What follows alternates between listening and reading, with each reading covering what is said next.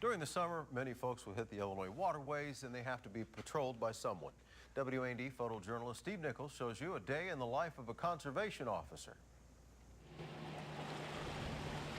The action is definitely picking up at Illinois boat ramps, and pretty soon these lakes will be dotted with boats of all shapes and sizes. And that's where you'll find our Illinois conservation police officers, probably the most overlooked and the most proactive arm of law enforcement we have in the state. We have 9 counties in east central Illinois. We go from McLean County and Macon County all the way over to Vermilion. At any time, we could be called, 150 miles from where we're at to try to take care of an issue. Now, these officers are spread thin. According to the Illinois Department of Natural Resources website, there's only about 90 officers assigned to protect the resources of our state, from Winslow to Cairo.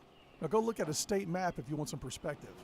It makes us to where we have to just decide what our highest priorities are going to be for the weekend and put guys there. This is why these officers are so proactive in preventing problems before they become problems.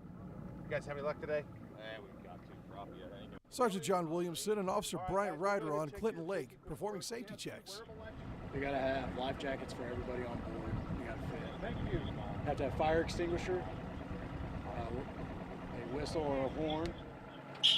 Awesome.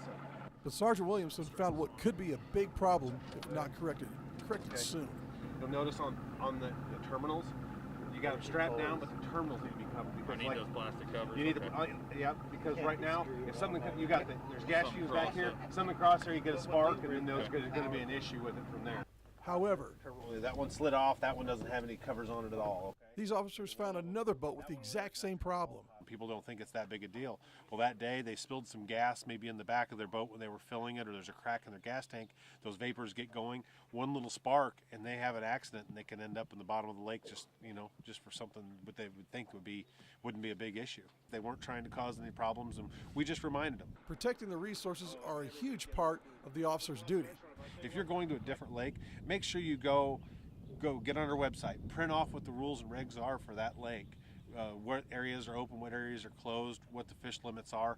And keeping up with the current sizes and creel limits can be a big challenge. We've had to change the walleye limit being pushed to 18 inches instead of 14 inches to get those fish get a little bigger and hopefully keep the resource around when more people can catch more fish. See, all these laws are in place to help maintain and protect a healthy resource for now and for years to come. But last I checked, littering is against the law. And don't you think for 1 second these guys are going to let you off with a warning if they catch you. So do yourself a favor and do me a favor, pick up after yourself. In Clinton, Steve Nichols of WAND. For a link to safety rules, just go to our website, WANDTV.com.